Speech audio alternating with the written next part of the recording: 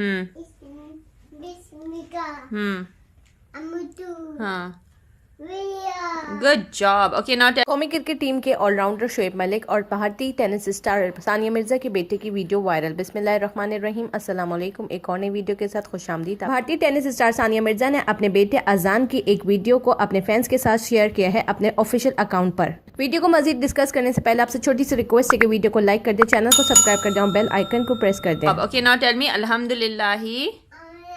हाँ शिवल्लाही हाँ, देन सक सक सकना हाँ आदा हाँ एमा हाँ कुना आयु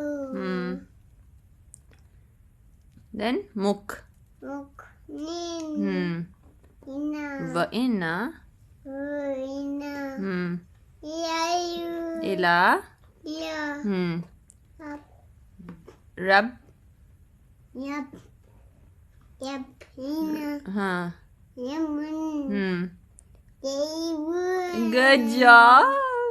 सानिया मिर्जा ने बताया कि इनके बेटे अजान ने ये दोनों दुआएं 5 दिन के अरसे में सीखी हैं। सानिया मिर्जा ने यह भी बताया कि हमें ज्यादातर वक्त सफर में गुजारना पड़ता है। अजान ने सफर की दुआ याद करके मुझे हैरान कर दिया है। आप शोएब मलिक और सानिया मिर्जा के बेटे के बारे में अपनी क्या राय रखते हैं, कमेंट बार में कमेंट करके जरूर बताइएगा। वीडियो को मुकम्मल सुनने का शुक्रिया। वीडियो पसंद आए तो उसको जरूर लाइक करें। खुश रहें, खुशियां बांटें।